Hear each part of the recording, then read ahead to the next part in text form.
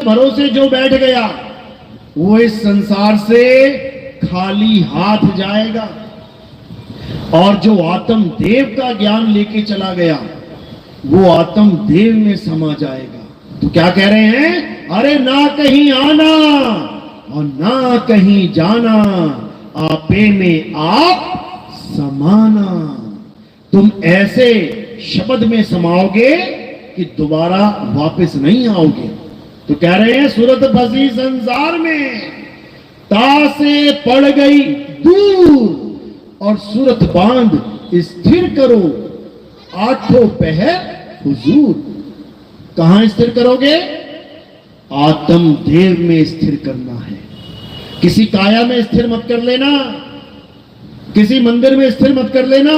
पुरानी फिल्में देखी है ना, कैसी फिल्में होती थी? पुराना मंदिर, बताओ भूत भी कहां रहता है? मंदिर में भूत रहता है, बताओ। अरे मंदिर में भगवान रहता है, ये भूत रहता है? ये बिल्कुल सही बातें बताई गई हैं, गुरु ग्रंथ साहब में लिखा हुआ है। अंत काले जो मंदिर सिमरे, ऐसी चिंता में देह मरे, अंत काल वो कौन सी जोनी मिलेगी? प्रेत जन्म वो वल वल विसरे। तो फिर प्रेत बन के आना पड़ेगा। मंदिर का मतलब केवल मंदिर नहीं है, मंदिर का मतलब है ये ईंट पत्थर, मकान दुकान। अगर तुम्हारी सुरता किसी मकान दुकान में रह गई, ईंट पत्थरों में रह गई, तो वापस तुम्हें आना पड़ेगा, भटकना पड़ेगा। तो इसलिए बार बार संत महात्मा यही समझा रहे हैं कि तुम्हारा ध्यान कहां रहना चाहिए? 24 घंटे कहां रहना चाहिए? तुम्हारी आत्मा में। तुम्हारी आत्मा में तुम्हारा ध्यान रहे। तो क्या बताया गीता में? अध्याय 3 17वां श्लोक क्या कहते हैं? हे अर्जुन, जो अपनी आत्मा में रमण करते हैं, जो अपनी आत्मा में तृप्त हैं, जो अपनी आत्मा में संतुष्ट हैं, उनके लिए कोई धार्मिक कर्म कर्तव्य लागू ही नहीं होता।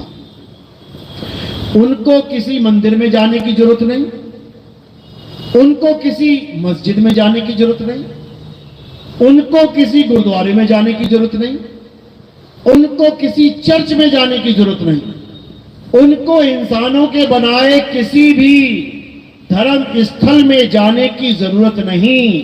कौन बोल रहा है ये? नितिन दास बोल रहा है, कृष्ण जी बोल रहे हैं, गीता में बता रहे हैं। अध्याय 3 17वां श्लोक मना कर रहे हैं वो कि कहीं मत जाना। अगर सत्य को पाना है तो अपनी आत्मा में समाना, अपनी आत्मा में रमण करना। और लोग कहां रमण कर रहे हैं? जाओ वृंदावन, कहां रमण करवाएंगे वो लोग?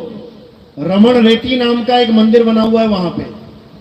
वहां कहते हैं इस धूल में लोटो, वहां रेत है, रेत, इस रेत में लोटो, खूब रेत में नहाओ, खूब नाचो। इसमें आत्मा में रमण करना था और करवा दिया रेत में रमण। अब बताओ गति कैसे होगी? रेत में रमण करने के लिए 84 लाख योनियां बनी हुई हैं। अभी तुम एक ट्राली रेत अपने घर के बाहर गिरवा लो, शाम तक देखो उसमें कौन आके नाच रहा है। कौन नाचता है? कौन नाचता है? कुत्ते नाचते हैं, कुत्ते नाचेंगे उसमें, क्योंकि 84 लाख योनियां हैं। रेत में ही नाचेंगे, मिट्टी में। जंगल में शेर, चीते, हाथी, भालू, ये कहां नाच रहे हैं? कहां सोते हैं ये लोग? रेत में, मिट्टी में। तुम कहां सोते हो? बेड पे। क्यों? क्यों? क्योंकि रेत में रमण करना तुम्हारे लिए नहीं बोला गया है। रेत में नहीं तुमने रमण करना है, आत्मा में रमण करना है। रेत से ऊपर उठ जाओ, मिट्टी से ऊपर उठ जाओ। ऐसे ही ये भी एक मिट्टी है, ये काया भी मिट्टी है। इस मिट्टी से ऊपर उठ जाओ, और जब इस मिट्टी से ऊपर उठ जाओगे तब तुम्हें समझ में आएगा कि मेरे पिया की सेज कहां लगी। कहते गगन मंडल में सेज पिया की, मिलना किस विधि होए, कैसे मिलूं मैं जाके। मेरे पिया की सेज गगन मंडल में लगी हुई है, चलो फिर एक आधा रॉकेट ले लेते हैं, चलते हैं पिया से मिलने, शायद मिल जाए ऊपर बादलों के। ये वो गगन मंडल नहीं है, ये गगन मंडल वो है जो संत हमें समझाते हैं कि कहां है गगन मंडल, कहां तुमने उड़ारी मारनी है, तुमने अलल पक्षी की तरह उड़ के जाना है वहां पे, तब तुम्हारी मुक्ति होगी, तब तुम्हें वो परमात्मा मिलेगा, नहीं तो नहीं मिलेगा। तो कहते हैं शब्द विहंगम चाल हमारी, और कहे कबीर सतगुरदई तारी, खुले कपाट शब्द झन कारी, पिंड यंड के पार स्वदेश हमारा है, और कर नैनो दीदार महल में प्यारा है। कहते जब वेदी गुरु मिल जाएगा तब तुम्हें विहंगम चाल समझाएगा कि बेटा इस दुनिया में मत उलझ जाना, इस माया के जाल में मत उलझ जाना, विहंगम चाल को पकड़ना, सीधे उड़ारी मारना और सीधे अपने मालिक के चरणों में लीन हो जाना। यही गरीबदास जी महाराज ने बोला है। अरे सतगुरु के लक्षण कहूं अचल विहंगम चाल, और हम अमरापुर ले गए ज्ञान शब्द सरघाल। कहते अमरापुर ले गए मुझे मेरे गुरुदेव, और कैसे ले गए, विहंगम चाल से ले गए। जैसे चुंबक लोहे को खींचती है, कैसे खींचती है, विहंगम चाल से खींचती है। और रुक रुक के नहीं जाता लोहा चुंबक तक कि पहली रूहानी मंडल पे पहुंच गया, थोड़ा इंतजार कर लूं, फिर दूसरी में पहुंचा, तीसरी में पहुंचा, इंतजार कर लूं। ये 5 रूहानी मंडल वाले बाबाओं ने उलझा दिया जीवों को। ये तुम्हें मंडलों में ही तुम्हारा कमंडल टेढ़ा कर देंगे, वहीं पे हालत खराब हो जाएगी। इन चक्करों में उलझा दिया, ये स्वाद चक्कर, ये नाभि चक्कर, ये कंठ चक्कर, घन चक्कर बना दिया तुम्हें इन चक्करों में। अब इन चक्करों में नहीं उलझना है, इन चक्करों से परे अपने आत्म स्वरूप को जानना है। और वो कैसे जानेंगे, विहंगम चाल से। तो साहिब समझा रहे हैं जब विहंगम चाल वाला गुरु तुम्हारे जीवन में आ जाएगा, वो हर प्रकार के अज्ञान का नाश कर देगा। वो तुम्हारे ऐसे पंख उगा देगा कि तुम उड़ारी मार के जाओगे। फिर तुम्हें किसी के सहारे की जरूरत नहीं है कि कोई गुरु कहे जब तक मैं ना तुम्हें सतलोक लेके जाऊं तब तक तुम पहुंच नहीं पाओगे। पता लगा चेला यहीं बैठा, गुरुजी निकल गए, लेके जा साथ में, क्यों नहीं जा पाया। जब गुरु एक्सपायर हो जाता है, शरीर छूट जाता है, तो अपने चेलों को लेके क्यों नहीं जाता। जो बड़े बड़े वादे करता है, मैं तुम्हें साथ लेके जाऊंगा, मैं तुम्हें साथ लेके जाऊंगा, वो शमशान ना जा पा रहा है, खुद 4 चेले लेके जा रहा है उसको, खुद शमशान तक नहीं पहुंच पा रहा है वो गुरु, और चेलों को कह रहा है मैं तुम्हें सतलोक लेके जाऊंगा। बताओ, 4 चेले उठा के लेके जा रहे हैं, राम नाम सत्य है, राम नाम से किसका राम नाम सत्य हो गया, गुरु जी का हो गया राम नाम सत्य। ले लो सवाल, कौन मर गया, अरे हमारे गुरु जी मर गए। तो गुरु जी मर गए तो चेला जी कैसे बचेगा, चेला भी मरेगा, पक्का मरेगा, क्योंकि जिसका गुरु ही मर गया उसका चेला भी मरेगा। लेकिन हमारे पंथ में ना तो गुरु मरता है और ना ही चेला, क्योंकि हमारे यहां दोनों अमर हैं। इसीलिए साहिब ने बोला है हम ना मरेब, मरेब संसारा, हमको मिला जियावन हारा। कहते हम वो नहीं है जो मर जाएंगे, सारा संसार मर जाएगा, हम ना मरते। और जो हमारा शिष्य हो गया उसको भी ना मरने देते, उसको भी अमर कर देंगे, मर नहीं सकता वो। और कई लोग सोचेंगे अच्छा मर नहीं सकता, अभी गोली मार देते। अरे गोली छोड़, परमाणु बम फेंक दे, चेला मर नहीं सकता। क्यों, वो अविनाशी है, ईश्वर अंश जीव अविनाशी। उस अविनाशी जीव को कौन मारेगा भाई, कोई माई का लाल नहीं मार सकता। बस वो जीव अज्ञानतावश अपने आप को काया मान के बैठ गया है, इसलिए बार बार जन्म और मरण में फंसा पड़ा है। इससे ज्यादा और कुछ नहीं है, भूल जाओ। तो कबीर साहब यही समझा रहे हैं कि जब शब्द गुरु अपने शिष्य को ज्ञान देगा तो उसे वो अपना स्वरूप देगा। वो ऐसा नहीं रखेगा कि गुरु आदमी है और चेला औरत बनी हुई है, कि गुरु बूढ़ा है और चेला जवान हुआ पड़ा है। वो ऐसा ज्ञान नहीं देगा। वो कैसा ज्ञान देगा? वो शब्द गुरु सूरत धुन चेला, उस धुन को तुम्हें अपना गुरु बनाएगा। कि तुम्हारा गुरु कौन है? वो शब्द है। और तुम क्या हो? तुम सूरत हो। और क्या करना है? शब्द में समाना है। तो जब सूरत शब्द में समाएगी तो क्या होगी? शब्द ही हो जाएगी, क्योंकि वो शब्द ही है, बस अपने स्वरूप को भूल चुकी है। इसीलिए साहिब कह रहे, गुरु को कीजिए दंडवत और कोटि कोटि प्रणाम, कीट न जाने भृंग को, गुरु कर ले आप समान। गुरु वो होता है जो तुम्हें अपने समान कर ले। गुरु वो नहीं होता जो तुम्हें भी काया बना के छोड़ रखा और खुद भी काया बना पड़ा है।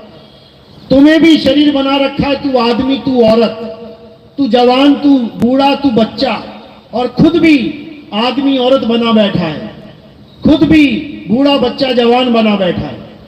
वो गुरु नहीं है, वो गुरुआ है। वो गुरुआ है। वो ना तो अपना स्वरूप जानता है, ना ही तुम्हें तुम्हारा स्वरूप बता सकता है। वो गुरुआ है, गुरुआ। तो साहिब समझा रहे हैं, गुरुआ तो घर घर फिरे, कौड़ी केर 50, अपने रूप की खबर नहीं, शिष्य करण की आस। चेले बनाने में लगा हुआ है, यूट्यूब भरा पड़ा है। बस तुम इतना लिख दो गुरुजी, अब देखो वहां कैसे कैसे गुरुजी बैठे हुए हैं। तुम सोच भी नहीं सकते कि किस किस की पूजा करवा रहे हैं। तुम्हारा दिमाग खराब हो जाएगा देख देख के। लेकिन वो भी इज्जत प्राप्त कर रहे हैं, वो भी मान बढ़ाई प्राप्त कर रहे हैं, उनको भी लाखों का दान चंदा आ रहा है, बड़े बड़े आश्रम उन्होंने भी बना लिए हैं, लेकिन वो सतगुरु नहीं हो सकते, वो झूठे गुरु हैं। तो साहिब समझा रहे हैं, अरे झूठा गुरु अजगर बना और 1,84 जाए, सारी संगत चींटी बनी, तोड़ तोड़ के खाए। वो अपनी बर्बादी का इंतजाम करके बैठा है। गुरु तो बन गया, हजारों लाखों चेले भी बना लिए, बड़े बड़े आश्रम भी बना लिए। उसके बाद जब प्राण पखेरु उड़ेंगे और जब वो अंत समय में अपने स्वरूप को प्राप्त नहीं कर पाएगा तो कहां जाएगा? सूक्ष्म शरीर में। स्थूल शरीर को छोड़ के जीव कहां जाता है? सूक्ष्म शरीर में। और जब वो सूक्ष्म शरीर में चला जाता है तब वो ऐसी माया की जेल में फंस जाता है, अब उसे कोई नहीं बचा सकता। याद रखना, अब उसे कोई नहीं बचा सकता। अब उसे माया ऐसा भरमाएगी कि जन्मों जन्मों तक भुगतान भुगतना पड़ेगा उसे 1,84 में। कारण उसने लाखों जीवों का जीवन बर्बाद कर दिया, इंसान जन्म बर्बाद कर दिया। अगर वो अपना जन्म बर्बाद कर लेता, उसको मौका दिया जाता, मालिक उसको मौका देते, कोई बात नहीं, उसके जीवन में कोई सतगुरु नहीं आया, कम से कम कुछ ना कुछ तो लेके बैठा था, कोई बात नहीं, दूसरा मौका दे देके। लेकिन अगर वो गुरुआ बन बैठा, खुद तो अज्ञानी है और दूसरों को ज्ञान का सहारा देने लगा, खुद तो अपने स्वरूप को कभी जाना नहीं और दूसरों को स्वरूप का ज्ञान देने लगा, क्योंकि हमारी नकल मार मार के आज स्वरूप ज्ञानी भी बन बैठे हैं लोग। पत्थर पूजने वाले, मंत्र जपने वाले आज हमारी डिट्टो कॉपी कर रहे हैं लोग, और उन्हें लग रहा है कि बहुत बड़ा काम कर रहे हैं। बहुत बड़ा काम नहीं कर रहे हो भाई, ये तुम अपने सत्यानाश का इंतजाम कर रहे हो। तुम्हें नहीं पता कि तुम किस जाल में फंसाए जाओगे, अभी नहीं पता तुम्हें। अभी तो तालियां बज रही हैं, लेकिन जब गालियां मिलेंगी फिर बहुत खतरनाक वाली मिलेंगी। जो घोड़ा दौड़ाता है वो चाबुक भी मारता है और साथ में गाली भी देता है। जो हल जोतता है बैल को चाबुक भी मारता है और गाली भी देता है। जब गधे के पीठ पे मिट्टी ढोई जाती है तो चाबुक भी पड़ता है, गाली भी पड़ती है। तो याद रखना, आज की ताली ये कल की गाली बन के सामने आएगी। इसलिए इससे अच्छा है कि चलो ठीक है, चोरी कर रहे हो, लेकिन कम से कम उसका नाम ले लेना चाहिए जिसका ज्ञान तुम कॉपी कर रहे हो, तब तुम ऋण मुक्त हो जाते हो। कई हमारे चेले भी सत्संग करने लग गए हैं। सत्संग करने का तरीका क्या है समझ लो। हालांकि मैंने परमिशन नहीं दी है कि सत्संग करो, लेकिन अगर किसी को दी भी है तो उसका तरीका समझ लो क्या है। हर लाइन बोलने से पहले तुम्हें ये लाइन बोलनी है, हमारे गुरुजी ये कहते हैं, हमारे गुरुजी ये समझाते हैं, ताकि तुम्हें ये ना लगे कि मैं समझाने लग गया। समझो, ये तरीका है ज्ञान समझाने का। अपने गुरु को आगे करो, गुरु की मोहर लगवाओ, तब जाके वो ज्ञान चलेगा।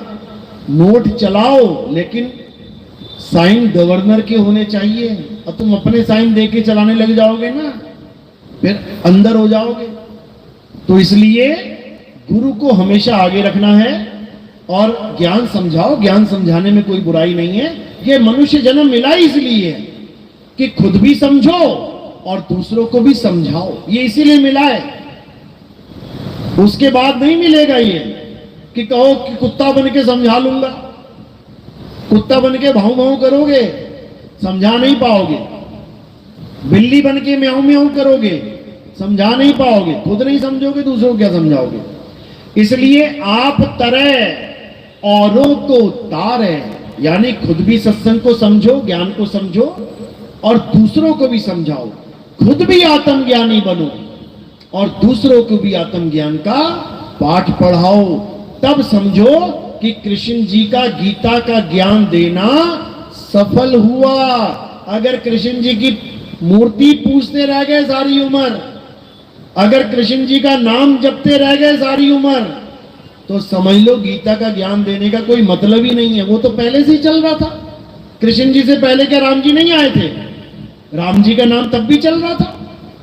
राम जी का नाम में कोई कमी थी क्या जो कृष्ण जी को आना पड़ा नाम जपवाने के लिए कि नहीं राम के साथ मेरा भी नाम जपो, हरे कृष्णा हरे राम हरे कृष्णा हरे राम। केवल राम राम से काम नहीं चल रहा था क्या? और अगर नाम ही जपना है तो केवल 2 अवतारों का क्यों जपे?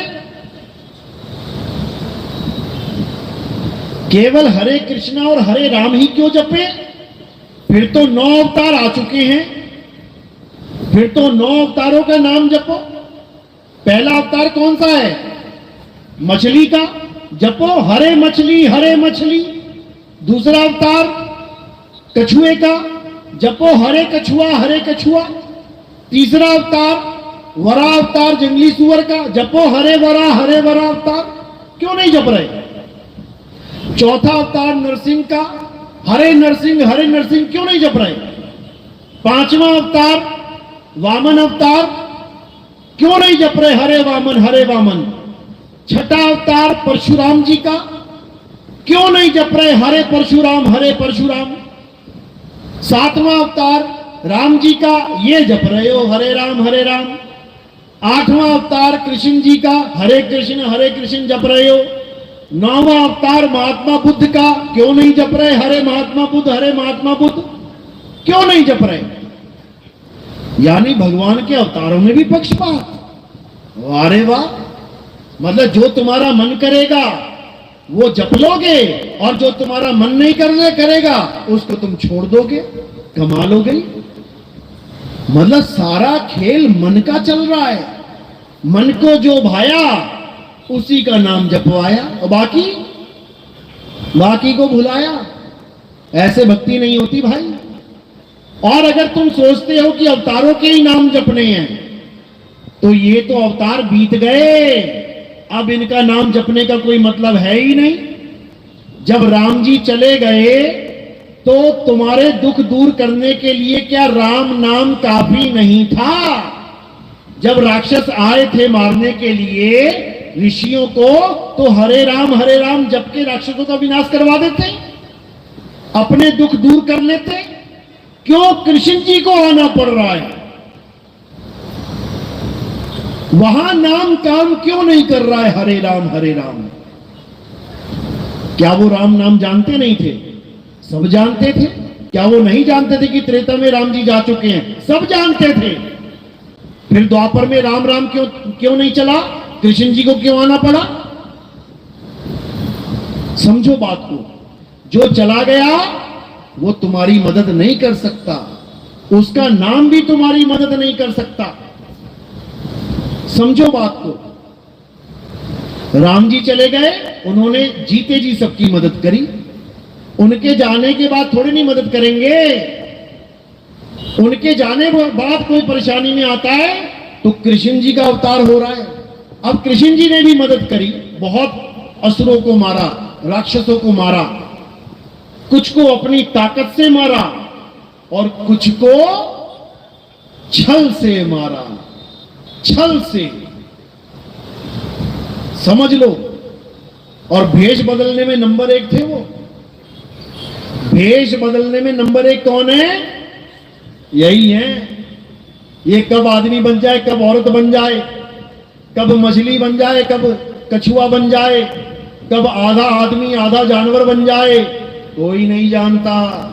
ये कब किस रूप में तुम्हारे सामने आके बैठ जाए, कोई नहीं जानता। तुम पहचान ही नहीं पाओगे उसको, क्योंकि उसका कोई अपना रूप है ही नहीं। तुम सोच रहे हो कृष्ण जी ऐसे हैं, ऐसे ऐसे, वही कृष्ण जी महात्मा बुद्ध बन के बैठ गए, तुम पहचान पाए क्या? तुम नहीं पहचान पाए कि वही कृष्ण जी महात्मा बुद्ध बन के बुद्ध धर्म चला के भी चले गए और तुम हरे राम हरे कृष्ण ही करते रह गए। तुम्हें नहीं पता उसकी लीला। तो 9 अवतार जा चुके हैं और अब किसकी बारी है? अब 10वें अवतार की बारी है। अब कल्कि अवतार की बारी है। और कल्कि अवतार को तुम शरीर मत मान लेना कि कल्कि अवतार कोई शरीर है, घोड़े पे बैठ के आएगा, तलवार लेके आएगा। कहीं गलती से ये मत मान लेना। परमाणु का युग है आज। एक बटन दबाया और पूरे शहर का सफाया। उसमें तलवार क्या करेगी? उसमें घोड़ा क्या करेगा? ये तलवार और घोड़ा वो नहीं है जो तुम देख रहे हो। ये तलवार कौन सी तलवार है? ये घोड़ा कौन सा घोड़ा है? ये बुद्धि के घोड़े हैं। बुद्धि के घोड़े दौड़ाएंगे और विवेक की तलवार चमकाएंगे। तब समझना कि कल की अवतार आएंगे। तब समझना। कहीं गलत फहमी में मत रहना कि वो जयपुर में मंदिर है, कल की भगवान का वो घोड़े का पैर जख्मी है और वो ठीक हो जाएगा तब कल की अवतार आएंगे। तुम पैर ही देखते रह जाओगे और वो अवतार आके भी चला जाएगा, तुम्हें समझ में ही नहीं आएगा कि हुआ क्या। तो इसलिए यही समझाया जा रहा है कि जैसे हर युग में एक अवतार आता है, अपना कार्य करता है और चला जाता है, इसी प्रकार अब कल्कि अवतार की बारी है। अब पुराने अवतारों की पूजा की जरूरत नहीं है, नहीं है। अब क्या करना है? ठीक है, तुमने जो किया किया, तुम्हारे भाव बने रहे, अच्छी बात है। तुमने राम जी की पूजा करी, तुमने श्याम जी की पूजा करी, तुमने सबकी पूजा कर डाली, तुमने भूत प्रेत पूज लिए, तुमने बैल सांप चूहे पूज लिए, नहीं पूजे क्या? सांप की भी पूजा कर डाली। जाते हो मंदिर में, सांप बना होता उसको भी दूध पिला देते हो, ले तू भी पी ले भाई। लड्डू लेके गए तो सांप के भी मुंह में लगा देते हो, ले लड्डू खा ले। और जब असली सांप आता है तो क्या करते हो? तो लठ मारते हो उसके। चूहों का मंदिर है, जाके चूहों के मंदिरों में दूध पिला रहे हो। और जब घर में चूहा आ जाएगा, पत्थर के चूहे को दूध पिला रहे हो। गणेश जी की पूजा करने गए, नीचे एक चूहा है, उसको भी लड्डू खिला दिया, दूध पिला दिया, और जब घर में असली चूहा निकल गया, वो लड्डू में जहर डाल के खिला दिया, वो मर गया बेचारा, चूहे की मौत। इसी प्रकार नंदी के कान में जाके अपनी ख्वाहिश बता रहे हो, मुझे इतना पैसा चाहिए, मेरी लॉटरी लग जाए, नंदी भगवान जरा बात पहुंचा देना वहां तक। और जब नंदी ने अपनी इच्छा जाहिर करी, मैं थोड़ा सा गेहूं खा लूं तेरे खेत में, तो लठ बजा रहे हो। बताओ, ये इंसान का खेल है। तो क्या करना है, अब समझना है कल्कि अवतार क्या है। कल्कि अवतार कोई शरीर नहीं है, इसीलिए कल्कि अवतार का दूसरा नाम क्या है, निष्कलंक अवतार। निष्कलंक, निष्कलंक अवतार, इसका मतलब क्या है, जिस पे कोई कलंक नहीं लग सकता है, वो है निष्कलंक अवतार। अब कलंक किस पे लगता है, किस पे लगता है, शरीरों पे कलंक लगता है। कितना मर्जी कलंक लगा लो, कलंक लगाने के लिए तो बना है ये। तुम आत्मा पे कलंक लगा के दिखाओ, तुम आत्मा पे कलंक नहीं लगा सकते, इसीलिए उस आत्म देव के अवतार को निष्कलंक राया अवतार बोला जाता है। यह अभी तुम्हें समझ में नहीं आएगा, जिसकी समझ में आ गया अच्छी बात है, जिनकी समझ में अभी नहीं आ रहा है जल्दी उनकी समझ में भी आ जाएगा, क्योंकि अब वो समय आने वाला है जब हर जगह हाहाकार मचने वाली है। अभी तुम्हें समझ में नहीं आ रहा है, अभी तुम्हें खूब माया दिखाई दे रही है, इस मंदिर में चला जाऊं, उस मंदिर में चला जाऊं, यहां लॉटरी लग जाए, वहां जाके लॉटरी लग जाए, यहां बिगड़े काम बन जाए, वहां बिगड़े काम बन जाए। बस थोड़े दिनों की बात है, उसके बाद तुम ये सोचोगे कि मैं घर से बाहर जा रहा हूं, शाम तक वापस आऊंगा कि नहीं। रोड पे पड़े मिलोगे, और जो तुम्हें उठा रहा होगा ना, वो भी तुम्हारे ऊपर गिर पड़ेगा। ऐसा समय आने वाला है, अभी तुम नहीं समझ रहे हो, लेकिन ये समय बहुत जल्दी आने वाला है। उसके बाद क्या होगा, उसके बाद कोई मंदिरों में नहीं जाएगा, कोई मस्जिदों में नहीं जाएगा। उसके बाद लोग ये ढूंढेंगे कि रास्ता क्या है बचने का, अब कैसे बचे, ये इतनी मौतें हो रही हैं, कैसे बचा जाए, कैसे। तब एक ही रास्ता सूझेगा, और वो रास्ता क्या है, अरे बचना चाहो काल जाल से, तो चीनो शब्द हमारा, और कहें कबीर अमर कर राखूं जो निज होए हमारा। बस एक ही रास्ता रह जाएगा, फिर ये धर्मों के झगड़े, ये लड़ाइयां, ये नामों के झगड़े, ये मेरा भगवान, वो तेरा भगवान, तूने मेरे भगवान के बारे में ऐसा कैसे कह दिया, मैं तेरे भगवान को गाली दे दूंगा, ये सब भूल जाओगे, सब खत्म। और ये समय आने वाला है, आने वाला है।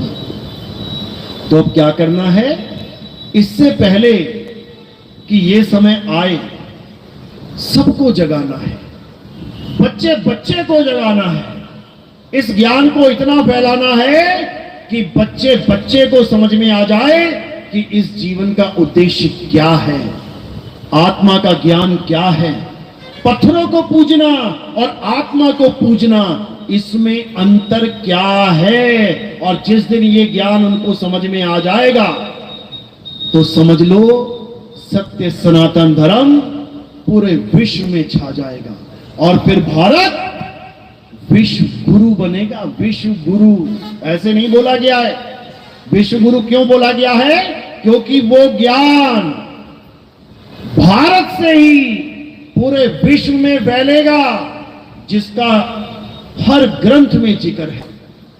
हिंदुओं के ग्रंथ में क्या जिक्र है कि कल्कि अवतार आएंगे और पूरे विश्व को सत्य सनातन का पाठ पढ़ाएंगे।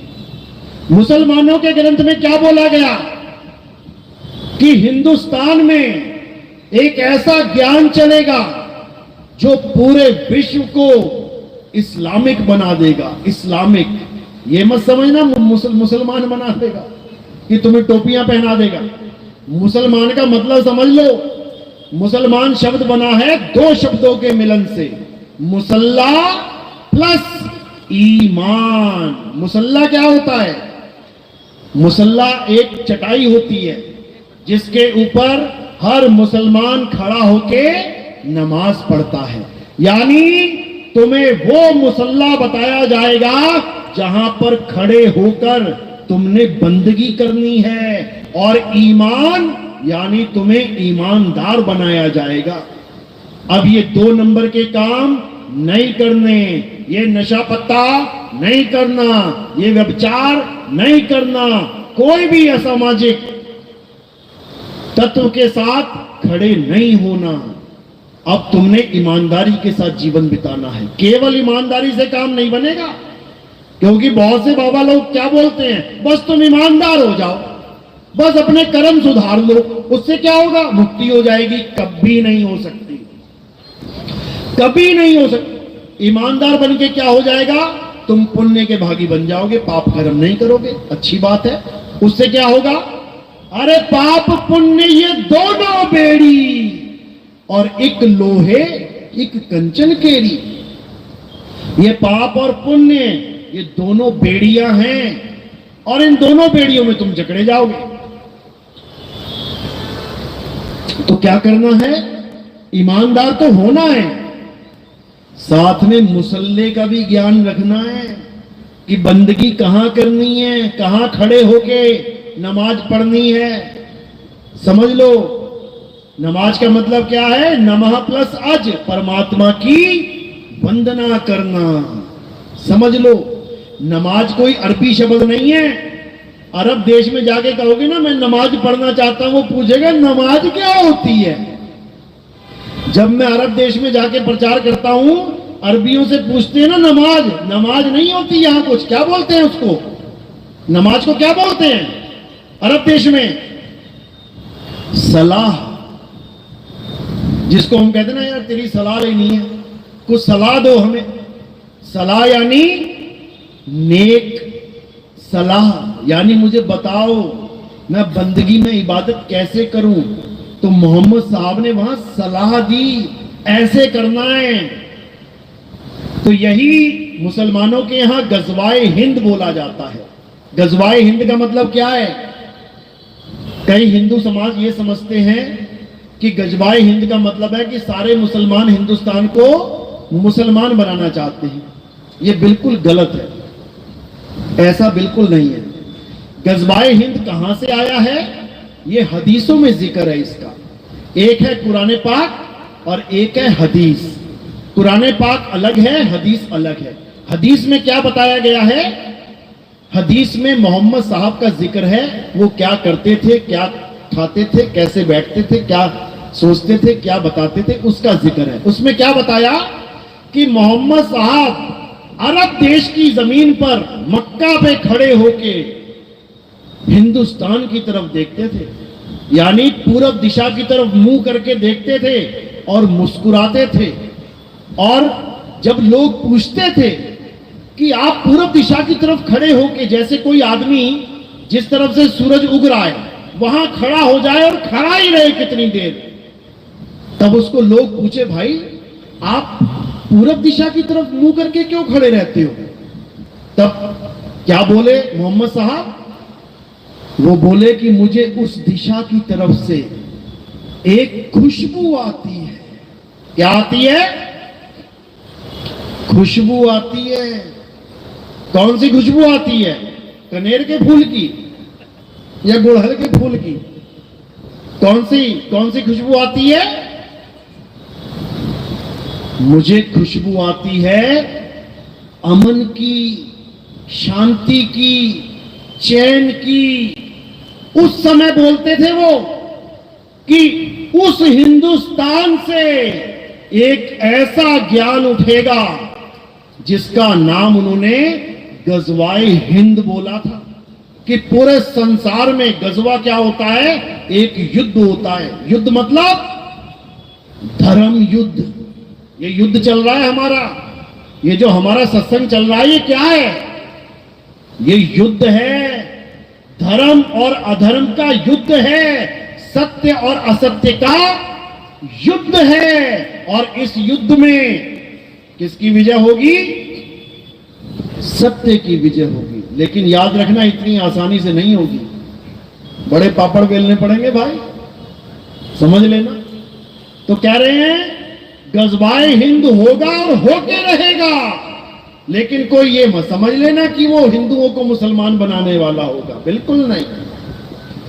वो अमन का युद्ध होगा, वो चैन का, शांति को लाने का युद्ध होगा, उसको गजवाए हिंद बोला जाता है। ईसाइयों के ग्रंथ में क्या बोला गया कि जिस ईसा मसीह को लोग सोचते हैं कि वो मर गया मर गया मर गया, वो मरे नहीं है, वो वापस आएंगे और सारे संसार को ईसाई बना देंगे, क्रिश्चियन बना देंगे। इसका मतलब ये नहीं तुम्हारे गलों में क्रॉस पहना देंगे, ये मत समझ लेना। उसका मतलब है तुम्हें यहोवा का ज्ञान समझा देंगे। यहोवा क्या है? यहोवा का मतलब समझ लो, सारे ईसाई यहूदी सब यहोवा की पूजा करते हैं। यहोवा का मतलब है मैं वो हूं जो मैं हूं, यानी मैं वो नहीं हूं जो तू मान बैठा है, मैं वो हूं जो मैं हूं, यानी मैं वो तत्व हूं जिसे सत्य तत्व कहते हैं। गलती से असत्य तत्व को मुझे मत समझ लेना।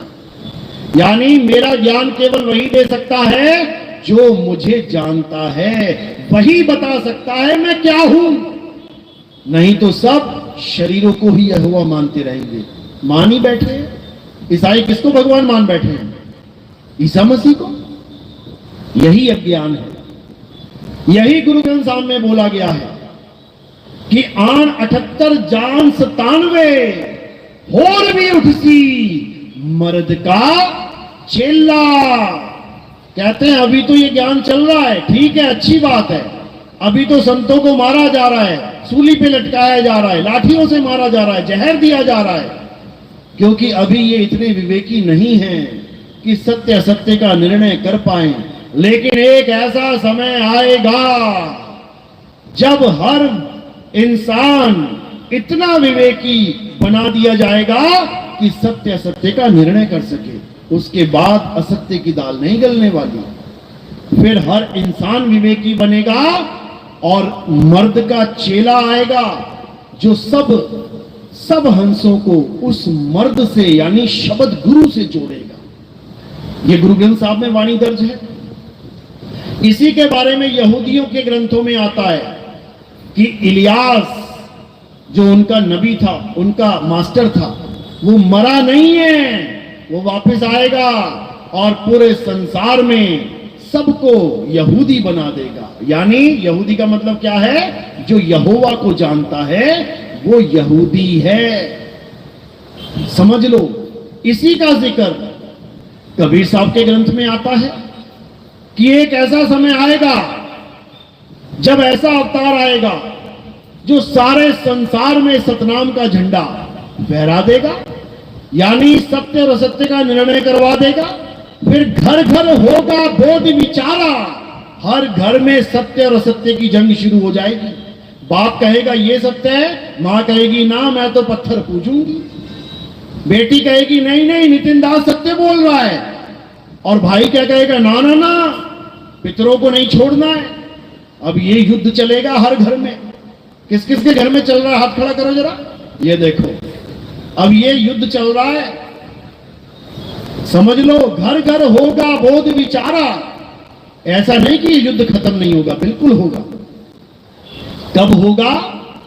जब तुम इतना विवेक जगा दोगे, जब तुम इतना विवेकी बना दोगे सामने वाले को कि वो तुम्हारी बात को समझने लग जाए, सत्य असत्य का निर्णय करने लग जाए, तब ये युद्ध खत्म हो जाएगा। क्योंकि कई घर मैंने देखे 5-5 साल हो गए सत्संग सुनते हुए, कहते हैं अब जाके घरवाली को समझ में आ रहा है आप क्या बोल रहे हो, पहले तो खूब लट बजाती थी, पहले तो मुझे खाना तक नहीं देती थी, कहती थी मैया की पूजा नहीं करेगा खाना नहीं मिलेगा। अब पता नहीं कहां चली गई मैया, अब कहती है नितिन दास से नाम दीक्षा लेनी है। तो ऐसा भी समय आएगा, बिल्कुल आएगा। आज बहुत से देवी देवताओं की पूजा हो रही है, अच्छी बात है, पूजा होनी चाहिए, लेकिन कब तक? जब तक आत्मज्ञान का पता न लग जाए तब तक। आंगनबाड़ी जाना अच्छी बात है कि बुरी बात है? एलकेजी यूकेजी में जाना अच्छी बात है कि बुरी बात है? 5वीं पढ़ना अच्छी बात है कि बुरी बात है? लेकिन अगर 20 साल तक एलकेजी में रहो अच्छी बात है बुरी बात है? 20 साल तक 5वीं में रहो अच्छी बात है बुरी बात है? 20 साल तक 10वीं में रहो अच्छी बात है बुरी बात है? बुरी बात है। समझो बात को। स्कूल जाना अच्छी बात है, लेकिन जो 10 साल तक एक ही क्लास में धक्के खाता रहे बुरी बात है। मंदिर जाना अच्छी बात है, लेकिन बुढ़ापे तक मंदिर जाना ये अच्छी बात नहीं है मेरे भाई, समझ जाओ। बुढ़ापे तक मंदिर ही जाते रहोगे तो अपनी आत्मा तक कब पहुंचोगे? अपनी आत्मा का ज्ञान कब प्राप्त करोगे?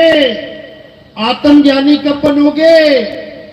तो कबीर साहब समझा रहे हैं, अरे जल में मीन प्यासी, मोहे देखते आवे हासी, आत्मज्ञान बिना नर भटके, कभी काबा कभी काशी। कहते हैं अगर तुम